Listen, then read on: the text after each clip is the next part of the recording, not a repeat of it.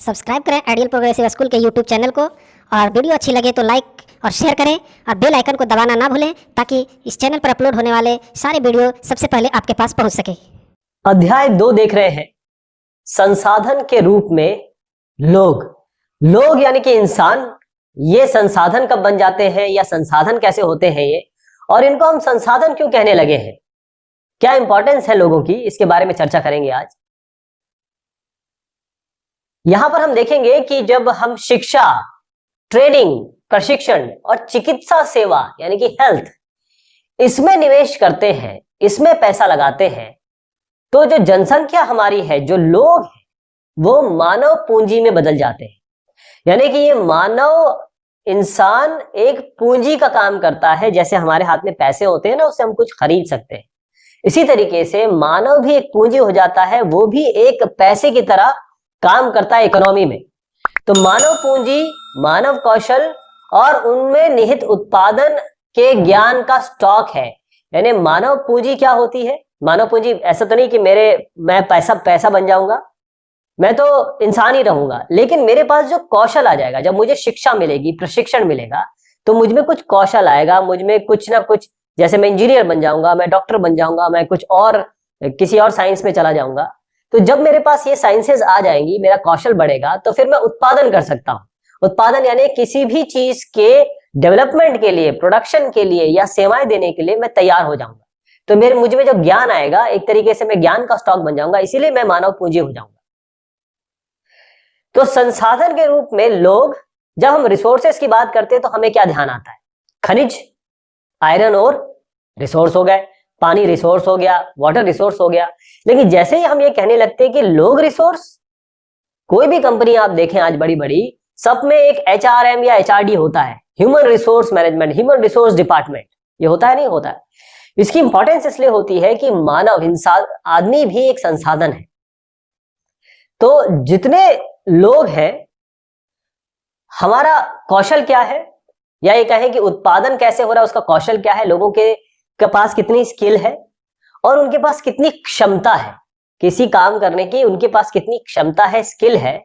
इसमें जो लोग काम कर रहे हैं, उनका कौशल, उनकी क्षमता, इसके हिसाब से हम देखते हैं कि अगर हमारे पास जैसे 10 लोग हैं इंजीनियर हैं तो बहुत अच्छी बात है, और 5 लोग हमारे पास डॉक्टर हैं, बहुत अच्छी बात है। तो ये डॉक्टर जो है, ये 5 है, कम से कम 500 मरीजों को ये ट्रीट कर सकते हैं। 10 इंजीनियर है, कम से कम आपके 8 से 10 पुल बनाने में ये काम आ सकते हैं। इसका मतलब कि ये जो लोग कार्यरत हैं, ये किसी देश में जो लोग कार्यरत हैं वही तो संसाधन हुए, क्योंकि अल्टीमेटली एक देश को बढ़ाने के लिए, इसकी इकोनॉमी बढ़ाने के लिए यही लोग तो काम कर रहे हैं। तो जो हम अलग अलग संसाधन देख रहे थे, बात कर रहे थे कि भाई पानी है, हवा है और आयरन ओर है, सब संसाधन है हमारे पास। लेकिन इसके अलावा जनसंख्या, अगर किसी देश में लोग हैं, किसी क्षेत्र में, किसी स्टेट में लोग हैं, जनसंख्या है, जनसंख्या मतलब लोगों की संख्या। जब जनसंख्या है तो वो भी तो एक संसाधन है, जिसे हम मानव संसाधन कहते हैं। इसका मतलब हमें यह समझना चाहिए कि हमारा देश, क्योंकि हम हिंदुस्तान के परिप्रेक्ष्य में बात कर रहे हैं, तो हिंदुस्तान में जनसंख्या अच्छी खासी है, करीबन 1.3 बिलियन है हम लोग, यानी कि 130 करोड़। अब देख लीजिए, अब अभी फिलहाल की मैं बात कर रहा हूं। तो इतनी जनसंख्या अगर हमारे पास है तो एक ये सकारात्मक पहलू है, यानी कि ये अच्छी बात है। आमतौर पर लोग देखते हैं, हर इसमें यही प्रॉब्लम बताते हैं कि अरे जनसंख्या बहुत ज्यादा है, लोग बहुत ज्यादा है, अब बस लोग अगर कम होते, पॉपुलेशन कम होती तो हमारा देश अच्छा होता, या ऐसा अपना एक विचार रखते हैं। बात यह है कि जब विशाल जनसंख्या है हमारे पास, तो ये कार्यशीलता, कौशल, क्षमता भी तो अधिक होगी अगर हम उनको प्रॉपर शिक्षा, प्रशिक्षण और चिकित्सा सेवा दे। तो जब हम मानव संसाधन को, यानी कि लोगों को अच्छी शिक्षा देंगे, अच्छा एजुकेशन देंगे और उनका स्वास्थ्य ठीक रखेंगे, क्योंकि अगर मनुष्य बीमार है तो फिर वो किसी काम के लायक नहीं होता है, क्योंकि वो बिस्तर पे होता है उस समय, उसकी मनः स्थिति भी ऐसी नहीं होती है कि वो काम कर सके। तो अगर शिक्षा और स्वास्थ्य उसकी आपने बेहतर कर दी, अगर उसका विकास किया, तो आप एक मानव को पूंजी बना सकते हैं। क्योंकि मानव पूंजी कैसे हो गई? जब आपने इंजीनियर बनाया तो आपने पुल बना दिए ना, जब डॉक्टर बना दिए तो 500 लोगों, 600 लोगों को आपने ट्रीट कर दिया। तो मानव पूंजी का आप निर्माण कर रहे होते हैं शिक्षा और स्वास्थ्य देकर। तो यही भारत के देश के उत्पादकशीलता में, या फिर उसके प्रोडक्शन में या इकोनॉमी में वृद्धि करता है। जितने शिक्षित लोग होंगे, जितने प्रशिक्षित लोग होंगे, जैसे शिक्षित यानी कि आपने एजुकेशन दे दी या एजुकेशन किसी ने ले ली, और प्रशिक्षण दिया यानी कि मान लीजिए सिलाई बुनाई आपने सिखा दी, या डाइंग सिखा दी, या ये कहें कि गाड़ी ठीक करना सिखा दिया, कंप्यूटर ठीक करना सिखा दिया, तो आपने प्रशिक्षण दे दी। तो इससे क्या होगा कि लोगों की आय बढ़ेगी। अब डॉक्टर इंजीनियर बने तो पैसा उनके पास आया ना, क्योंकि वो काम कर रहे हैं, तो उनके पास पैसा आएगा क्योंकि वो काम कर रहे हैं। और जितने स्वस्थ लोग होंगे, अब मान लीजिए आपके परिवार में 10 लोग हैं, इसमें से 6 बीमार हैं या इनको दिक्कत है, या फिर ओल्ड एज है, बहुत ओल्ड एज है, ज्यादा ओल्ड एज नहीं, मतलब 80 के ऊपर है। तो ये 6 लोग जो है वो तो काम, अभी इनको नहीं कह सकते कि आप ये काम कर लें, ये काम कर लें। 4 ही लोग काम करने के लिए बचते हैं, तो स्वास्थ्य भी बहुत जरूरी हो जाता है। स्वास्थ्य लोगों का अच्छा होना चाहिए। तो एक कॉन्वर्सेशन में आपको सुनाता हूं। बच्ची बोलती है कि मानव संसाधन क्या है, क्या यह भूमि अथवा श्रम के समान है? जैसे भूमि और श्रम भी रिसोर्सेस है। तो साहब कहते हैं कि ये इससे बहुत अधिक है। मानव पूंजी क्या है? क्या ये रुपया है, पैसा है, डॉलर है, इसके समान है? तो साहब कहते हैं ये उससे भी अधिक है। जैसे मैंने आपको एग्जांपल दिया कि हम मानव पूंजी निर्माण कर रहे हैं, यानी मानव कोई डॉलर में तो नहीं बदल जाएगा, जैसे मैंने आपको बताया पैसा तो नहीं हो जाएगा, लेकिन वो पैसे से भी ज्यादा हो जाएगा, क्योंकि वो ऐसे ऐसे काम कर सकता है, क्योंकि उसके पास दिमाग दिया है ऊपर वाले ने, उसके पास शरीर दिया है काम करने के लिए, मेहनत करने के लिए, दिमाग दिया है सोचने के लिए, और दिमाग, इंसानी सोच जो है वो कहां तक जा सकती है इसका कोई लिमिटेशन नहीं है। जितने शिक्षित और स्वस्थ लोग, जैसे मैंने कहा कि जितने शिक्षित और स्वस्थ लोग, अगर आप देखें कि जो शिक्षित नहीं है या आप उन्हें स्वास्थ्य सेवाएं नहीं प्रदान करते हैं, तो जिनको आपने शिक्षित कर दिया या स्वस्थ लोग हैं, वो जो शिक्षित और अशिक्षित, या ये कहें शिक्षित नहीं अशिक्षित लोग हैं, स्वास्थ्य जिसके पास ठीक नहीं है, उनके लिए भी काम कर सकते हैं, उनके लिए एक तरीके से रिसोर्स हो जाते हैं। तो मानव पूंजी जैसे भूमि और भौतिक जो बाकी हम रिसोर्सेस की बात कर रहे हैं, उनसे ज्यादा श्रेष्ठ है, उनसे ज्यादा बेहतर है। क्योंकि अगर एक पत्थर है, इस पत्थर को आप कैसे बताएंगे कि ये सोना है? आप ये कैसे बताएंगे कि ये हीरा है? अगर यहाँ पर सोना, या ये कहें कि आयरन ओर है, आयरन ओर यानी कि खनिज पदार्थ है, इसको निकालेगा कौन? इसको पता कैसे करेगा? कौन करेगा? इसको परिष्कृत कौन करेगा? इसको उस फॉर्म में कैसे बनाएगा? ऑटोमोबाइल्स कौन बनाएगा इसको उस फॉर्म में कैसे बनाएगा जो लोग उपयोग कर पाएंगे? तो मानव श्रेष्ठ क्यों हो जाता है? क्योंकि वो ये जो भूमि हर पूंजी जिन की बात हम करते हैं, देखिए जमीन सबसे ज्यादा है ना, पूंजी, पैसा, जमीन, ये मेन हमारे रिसोर्सेस है। नहीं, इनको उपयोग करने के लिए भी तो इंसान चाहिए, और इंसान अगर बेहतर होगा, यानी कि बेहतर शिक्षित होगा और बेहतर स्वास्थ्य में होगा, तो वो इस भूमि और पूंजी का सदुपयोग कर पाएगा, बहुत बेहतरीन उपयोग कर पाएगा। तो ये आवश्यक नहीं है कि एक विशाल जनसंख्या देश के लिए दायित्व ही हो। आप ये कह सकते हैं कि एक क्षेत्र है, यहाँ पर लोग हैं, चलिए इनके लिए काम करना है भाई, ऐसा नहीं है। ये आप इन लोगों को, इन इंसानों को बाकायदा एक परिसंपत्ति में बदल सकते हैं। परिसंपत्ति होता है एसेट। जैसे आप घर बनाते हैं, आप कार लेते हैं, आप कोई सोना अपना खरीद लेते हैं, ये आपने परिसंपत्ति बनाई ना अपनी, कि कल को कोई दिक्कत आएगी तो ये चीजें हम अपने इस्तेमाल करेंगे, तो एसेट बना लिए। इसी तरीके से एक देश की जनसंख्या लोग परिसंपत्ति बन जाते हैं, एसेट में बदला जा सकता है। जैसे सबको शिक्षा दीजिए, सबको स्वास्थ्य दीजिए, आप नई नई प्रौद्योगिकी जो है उसका उपयोग करिए। इस तरीके से जो किसान भाई हैं, कृषि श्रमिक हैं, उनको ट्रेनिंग दीजिए, बकायदा उनको शिक्षित कीजिए। और जो वैज्ञानिक अनुसंधान चल रहे हैं, जैसे हमने देखा HYV कहां से आया, हाई यील्डिंग वैरायटी सीड्स कहां से आए, इनके ऊपर वैज्ञानिक अनुसंधान हुआ। ये मोबाइल कहां से आ गया, टेलीकम्युनिकेशन कहां से आ गया, इस पे अनुसंधान हुआ, लोगों ने किया, आपने मुझने किया, और हम तब कर पाए जब हमारे पास कौशल था, हम इंजीनियर्स थे, हम डॉक्टर्स थे, और हम स्वस्थ थे, तो हमने काम किया, तब आज हम यहां तक पहुंचे। अब 2 लोगों के एग्जाम्पल से बात करेंगे। एक शकल है, थोड़ा ध्यान से सुनिएगा क्योंकि ये एग्जाम्पल बहुत ज्यादा आने वाला है। पहले यहाँ एक चित्र दिखाता हूं। देखिए मानव पूंजी क्या है, जैसे मैंने कहा एक डॉक्टर है या नर्स है, ये कितना बड़ा काम कर रहे हैं। एक शिक्षक कितने सारे बच्चों को शिक्षित करता है, यहाँ पर कितना सारा काम ये कर पा रहे हैं क्योंकि इनके पास एक प्रशिक्षण है।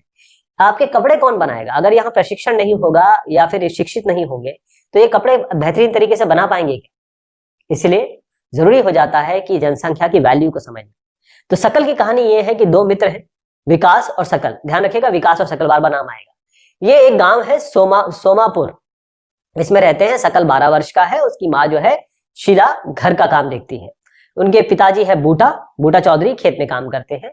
सकल घर के कामकाज में अपनी माँ की मदद करता है। उसके छोटे भाई हैं जीतू और बहन सीतू, उनकी देखभाल भी वही करता है।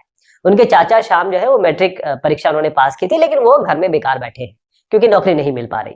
बूटा और शीला ये चाहते हैं कि जो बेटा उनका सकल वो पढ़े, तो वो स्कूल में उन्हें नाम लिखवाने के लिए उसे जोर देते हैं, जिससे उसको मिल तो जाता है प्रवेश। पढ़ना शुरू करता है, उच्चतर माध्यमिक की परीक्षा भी पास कर लेता है। और उनके पिता जो है उसे अपनी पढ़ाई रखने के लिए बोलते हैं कि बेटा और पढ़ो, राजी कर लिया उन्होंने सकल को। सकल को उन्होंने कंप्यूटर के एक व्यावसायिक कोर्स, जिसे प्रोफेशनल कोर्स कहते हैं, उसके लिए उन्होंने कर्ज भी लेकर बच्चे को पढ़ाने के लिए भेज दिया। सकल बड़ा प्रतिभाशाली था, बड़ा ब्राइट स्टूडेंट था, तो आरंभ से ही उसको पढ़ाई में बड़ी रुचि थी। लगन और उत्साह से उसने कोर्स पूरा किया। उसके बाद प्राइवेट फर्म में उसको नौकरी मिल गई। उसने एक नए प्रकार के सॉफ्टवेयर बनाया, डिजाइन किया, बाकायदा सॉफ्टवेयर को बनाया, और सॉफ्टवेयर फर्म जो है वो बड़ी खुश हुई क्योंकि उसके कारण ये सॉफ्टवेयर की बिक्री बढ़ी। और उसके बाद बॉस इतना खुश हुआ इस सकल से कि उन्होंने बाकायदा पदोन्नति दे दी, यानी कि पद जो जिसमें उसको हायर किया था उससे और ऊपर का पद दे दिया, जिससे अच्छी तनख्वाह भी उसकी हो गई। अब विलास की कहानी समझिएगा।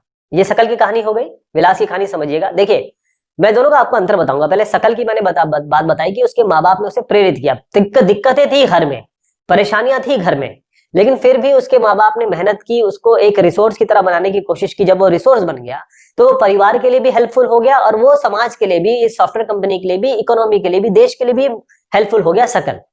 अब विकास की कहानी समझिए। विकास 11 वर्ष का लड़का सकल के गांव में ही रहता है, और विलास के जो पिता है महेश एक मछुआरे हैं, मछलियां पकड़ते हैं।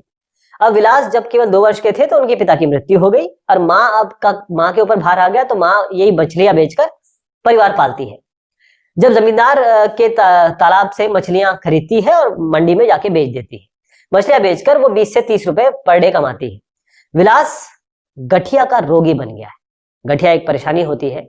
अब उसके माँ के पास इतने पैसे नहीं, क्योंकि अब यहाँ पर जो है हमारा ह्यूमन रिसोर्स वो स्वास्थ्य, यहाँ हमने स्वास्थ्य इंक्लूड कर दिया। स्वास्थ्य के रूप में इसको दिक्कतें शुरू हो गई। माँ के पास पैसे नहीं थे, डॉक्टर को दिखा नहीं पाई, स्कूल नहीं जा पाया, पढ़ने में रुचि भी नहीं थी।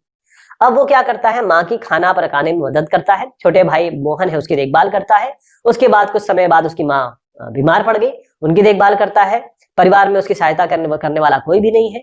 अब उसका काम क्या है, वो कहाँ से पैसे कमाएगा? तो माँ जो काम कर रही थी मछलियां बेचना, वो भी वही करने लग गया। तो माँ की तरह वही 20 से 30 रुपए या 40 रुपए कमा पाता है।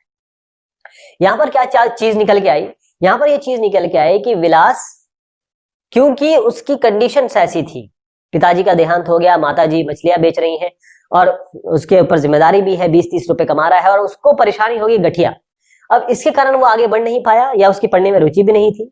चाहे वो अगर पढ़ने में रुचि नहीं होती और किसी प्रोफेशनल कोर्स में होता, या किसी चीज पे जैसे मछली में ही, मत्स्य पालन में ही उसको कोई ट्रेनिंग दे दी जाती, तो शायद वो बहुत बेहतरीन काम करता। लेकिन क्योंकि उसका स्वास्थ्य ठीक नहीं है, और उसके परिवार के पास पैसे भी नहीं है, या उसको कोई ऐसा मिला नहीं, या अपलिफ्टमेंट मिला नहीं, तो वो बेचारा फिर से मछलियां बेचने लगा। मैं ये नहीं कह रहा हूँ कि मछलियां बेचना कोई ऐसा काम है, लेकिन मैं ये कह रहा हूँ कि एक ह्यूमन रिसोर्स को और आगे बढ़ाया जा सकता था। मछली बेचने का ही और अच्छा तरीका वो सीख सकता था, और अच्छे से समाज की सेवा कर सकता था। तो आपने यहाँ पर देखा कि दो हमने एग्जाम्पल देखे, जिन्होंने ये बता दिया कि देखिए क्या हो सकता है अगर ह्यूमन रिसोर्स को अच्छे से बढ़ाया जाए, या ह्यूमन रिसोर्स को, या फिर कहें जो मानव पूंजी है, इसको ठीक से ना बढ़ाया जाए। तो सकल स्कूल जाता था, विकास स्कूल नहीं गया। सकल शारीरिक रूप से बड़ा स्वस्थ था और हृष्ट-पुष्ट था, बार बार डॉक्टर के पास जाने की उसको आवश्यकता ही नहीं पड़ी। लेकिन विलास को गठिया का रोग था। हमने देखा विलास जो है वो गठिया का रोगी था। उसके पास डॉक्टर के पास जाने के साधन ही नहीं थे, क्योंकि उसके माँ बाप के पास पैसा ही नहीं था, कैसे जाएगा? तो उस रोग से वो ग्रसित रहा। अब सकल ने कंप्यूटर की डिग्री प्राप्त की, बाकायदा प्राइवेट फर्म में नौकरी कर ली, और विलास वही काम करता रहा जो उसकी माँ करती रही और जो उसके पिता करते थे। तो ये जो डिफरेंस है आपको दिखा रहा है कि किस तरीके से दो लोग एक ही क्षेत्र में रहते हैं, लेकिन किस तरीके से उनकी जिंदगियां आपस इस तरह ऐसे बदलती हैं कि एक तो बहुत अच्छी जगह चला जाता है, एक जो वहीं के वहीं रह जाता है। ये इसलिए क्योंकि मानव संसाधन की जो प्रक्रिया है, या इनको मानव पूंजी बनाने की प्रक्रिया है, ये बड़ी कॉम्प्लिकेटेड है।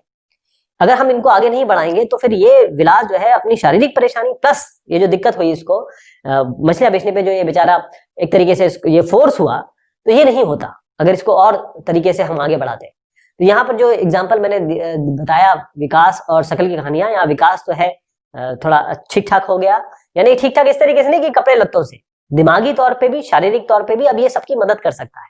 लेकिन ये अपना वही काम करता रहा मछलियां बेचने का, और इसकी परेशानियां हमेशा चलती रहेंगी। तो शकल के मामले में आपने देखा कि कई वर्षों से शिक्षा ने उसके श्रम की गुणवत्ता को बढ़ा दिया। गुणवत्ता मतलब होता है क्वालिटी, जो भी लेबर वो कर रहा था उसकी क्वालिटी बढ़ाई, यानी जो भी वो उत्पादकता हो रही थी, जैसे उसने सॉफ्टवेयर बनाया, उसका डिजाइन अच्छा किया, तो उत्पादकता बढ़ी ना, उसने चीजों को बढ़ाया। अब ये जो उत्पादकता उसने किया, आपने कहा वो तो सॉफ्टवेयर कंपनी को फायदा दिला रहा है, नहीं ऐसा नहीं है। सॉफ्टवेयर कंपनी को फायदा होगा तो देश को भी तो फायदा होगा। तो कुल उत्पादकता देश में भी समृद्धि हुई, बढ़ोतरी हुई। विलास के जीवन में अगर देखें तो उसको कोई शिक्षा और स्वास्थ्य की सेवा मिली ही नहीं। उसकी माँ मछलियां बेच रही थी वो, और उसके लिए इसलिए वो अपनी माँ की तरह ही एक ऐसा श्रमिक बना जो अकुशल है, जिसके पास कोई टैलेंट नहीं है, या टैलेंट हो तो उसको बढ़ाया नहीं गया, जिसके पास कोई स्किल नहीं है, जिसके पास कोई भी ऐसा ज्ञान नहीं है जो उसको दिया गया। तो मानव संसाधन में खास तौर पर शिक्षा और चिकित्सा की मैं बार बार बात कर रहा हूं, मानव संसाधन में शिक्षा और चिकित्सा के द्वारा अगर आप मतलब इन दोनों में निवेश करें, सरकार करें, हम लोग करें, तो भविष्य में आपको अच्छे फल प्राप्त होंगे, प्रतिफल कहते हैं उसे, रिजल्ट प्राप्त होंगे।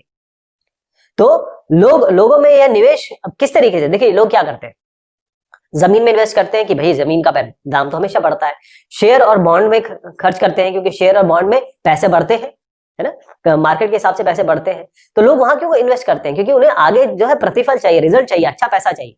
इसी तरीके से लोगों में अगर हम इन्वेस्ट करें तो जैसे हम भूमि, शेयर और बॉन्डों में इन्वेस्ट कर रहे हैं, वो उसी की तरह है, बिल्कुल सेम तरह है।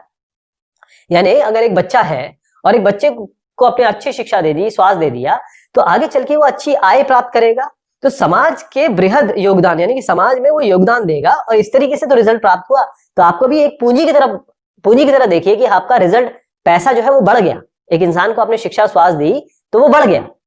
शिक्षित माँ बाप क्या करते हैं, वो अपने बच्चों को अच्छा खाना देते हैं, उचित पोषण देते हैं, स्वच्छता पे ध्यान रखते हैं, शिक्षा देते हैं और उस पर खर्चा करते हैं, जो शिक्षित माँ बाप है, क्योंकि उन्हें पता होता है कि हम अपने बच्चे को आज पढ़ाएंगे तो वो आगे चल के उसकी जिंदगी में फायदा करेगा, क्योंकि वो खुद शिक्षा का महत्व जानते हैं।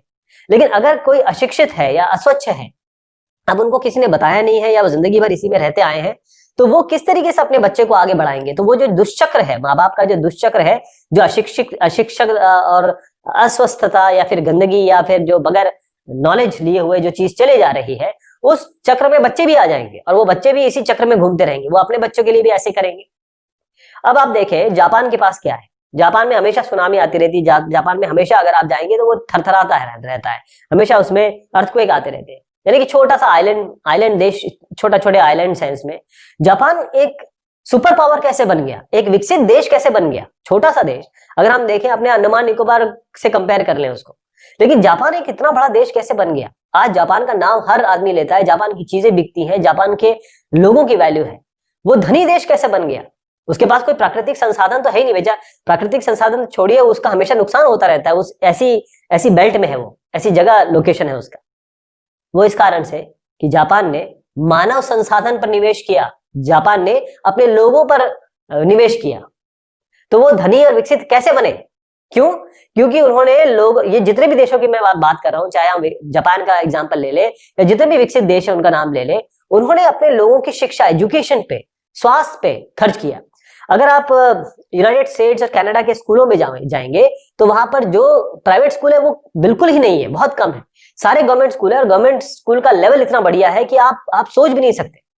और इतना ध्यान दिया जाता है बच्चों की छोटी छोटी चीजों पे ध्यान दिया जाता है, उनके स्वास्थ्य पे ध्यान दिया जाता है, बकायदा उनका चेकअप होता रहता है। तो शिक्षा और स्वास्थ्य पे इन्होंने बहुत खर्चा किया, बहुत निवेश किया। अब जैसे ही वो लोग जब बड़े होंगे, मतलब ये जो बच्चे हैं जब बड़े होंगे और जब वो कुशल हो जाएंगे या उनको कुशलता प्रदान की जाएगी या प्रौद्योगिकी इनको दी जाएगी, तो क्योंकि वो शिक्षित हैं और स्वस्थ हैं, तो वो देश को धनी और विकसित यही लोग तो बनाएंगे। लोग ही बनाते हैं देश को विकसित, पैसा नहीं बनाता या कोई ऐसी चीज नहीं बनाती, लोग ही पैसा कमाते हैं, वही देश को विकसित बनाते हैं। अब पुरुषों और महिलाओं के जो आर्थिक क्रियाकलाप है, तो अलग अलग क्रियाकलाप 3 क्षेत्रकों में होते हैं। एक 3 क्षेत्रक में बताऊंगा। एक होता है प्राइमरी, जिसे हम प्राथमिक कहते हैं, दूसरा है सेकेंडरी, तीसरा होता है टर्शियरी। इसको हम प्राथमिक कहते हैं, ये द्वितीयक है, तृतीयक है, यानी 3 क्षेत्र है, 1 2 3। ये पहला जो क्षेत्रक होता है वो होता है सारा एग्रीकल्चर से रिलेटेड, जो भी चीज प्राकृतिक या फिर नेचुरल रिसोर्सेज से निकल के आएगी, जैसे कृषि हो गया, वानिकी हो गया, पशुपालन, मत्स्य पालन, मुर्गी पालन, खनन, उत्खनन, ये सारी चीज नेचुरल रिसोर्सेज है, यानी प्रकृति से मिल रही है ना। पशु भी एक हमें नेचर से मिला हुआ है, वानिकी फॉरेस्ट हमें नेचर से मिला हुआ है। तो जो भी चीज नेचर से निकल के आएगी और उस पर काम हो रहा है, वहां पर लोग काम कर रहे हैं, तो उसे हम प्राथमिक क्षेत्र कहते हैं। द्वितीय क्षेत्र में जो चीज यहाँ से बन के आई है उसका, जैसे मान लीजिए यहाँ पर आम है, आम का आप जूस बनाना चाहते हैं, जैसे फ्रूटी बनाना चाहते हैं, तो जब फ्रूटी बनाएंगे तो एक विनिर्माण करेंगे आप, यानी कि मैन्युफैक्चरिंग करेंगे। तो द्वितीय क्षेत्र जो होता है, या तो उसका रॉ मटेरियल यहाँ से आता है, कच्चा माल यहाँ से आता है, या फिर कहीं और से भी आ सकता है, लेकिन मेन चीज ये रॉ मटेरियल या फिर कच्चा माल यही प्रोवाइड करता है प्रथम क्षेत्र। फिर उस चीज का निर्माण होता है, विनिर्माण होता है, मैन्युफैक्चरिंग होती है, इसको हम द्वितीय क्षेत्र कहते हैं। अब यहाँ से यहाँ सामान ले जाना है, इन दोनों के बीच में फोन पे बात हो रही है, ये तृतीय क्षेत्र होता है, जिसे हम कहते हैं कि ये तृतीय क्षेत्र है, ये इनको सर्विसेज प्रोवाइड करता है, इनको एक तरीके से सेवाएं प्रोवाइड करता है। तो आर्थिक क्रियाओं के भी आपके ये क्षेत्रक जो है, ये 3 क्षेत्रक है। अब तृतीय क्षेत्र में जैसे मैंने बताया, व्यापार, परिवहन, संचार, बैंकिंग, बीमा, शिक्षा, स्वास्थ्य, पर्यटन, ये सब आते हैं, वहां प्रोडक्शन नहीं हो रहा है। तो ये जो क्षेत्रक है, इसमें क्रियाकलाप आर्थिक क्रियाएं कहलाती हैं, क्योंकि यहाँ पर पैसा जनरेट हो रहा है या पैसा लग रहा है। तो आर्थिक क्रियाओं के 2 भाग हो सकते हैं। एक तो बाजार क्रियाएं हो सकती हैं, जो बाजार के लिए की जा रही है या बाजार में हो रही है, मार्केट में हो रही है। एक होती है गैर बाजार क्रियाएं, ऐसे क्रियाएं, ऐसा काम जो गैर बाजार में हो रहा है, मतलब बाजार से उसका रिलेशन नहीं है। कैसे? देखिए, जो बाजार की क्रियाएं हैं, उसमें वेतन या लाभ के उद्देश्य से की गई क्रियाओं के लिए पारिश्रमिक का भुगतान किया जाता है। यानी अगर मान लीजिए कोई आया यहाँ पर उसने खेत पे काम किया तो उसको पैसा मिलेगा। कोई आया मजदूर यहाँ पर, उसने मैन्युफैक्चरिंग में काम किया तो उसको पैसा मिलेगा, यानी कि उसको पारिश्रमिक मिलेगा, उसको भुगतान किया जाएगा। अगर कोई सरकारी आदमी है, वो अपने ऑफिस जा रहा है 9 से 5 और वापिस आ रहा है, या फिर कोई BSNL का आदमी है, वो आपको कस्टमर केयर में बैठा हुआ है, आपको जानकारी दे रहा है, तो वो आपको सेवा प्रदान कर रहा है, तो उसको पेमेंट मिलेगी, उसको मेहनताना मिलेगा। लेकिन गैर बाजार क्रिया का मतलब ये होता है स्व उपभोग के लिए उत्पादन, यानी आपने एक एरिया लिया, आपने खुद ही यहाँ पर बो लिया और अपने परिवार को खिला दिया, तो यहाँ पर खुद ही बोया, खुद ही खा लिया, तो ये स्व उपभोग हो गया।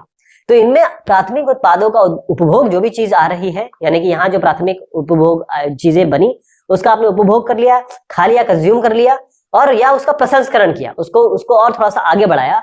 और अगर आपके पास ये अचल संपत्ति है, जो चीज हिल नहीं सकती, उसको अचल कहते हैं। तो अगर अचल संपत्ति है, यानी कि एसेट है, उसका स्वलेखा उत्पादन आता है। इसी पे जब काम कर रहे हैं, यानी कि जहां पर आपके बाजार इन्वॉल्व नहीं है, आप ना तो बाजार में जा रहे हैं, ना बाजार से कुछ ला रहे हैं, बाजार में यानी कि कोई भी चीज प्रोडक्शन हो रहा है, चीज दे नहीं रहे हैं, या बाजार से उसका रिलेशन नहीं है, या यहाँ पर वहां पर आपको कोई तनख्वाह नहीं मिल रही है, या आपको काम का परिश्रम नहीं मिल रहा है, तब हम उन्हें कहते हैं कि वो गैर बाजार क्रियाएं, वो गैर बाजार क्रियाएं हो जाएंगी।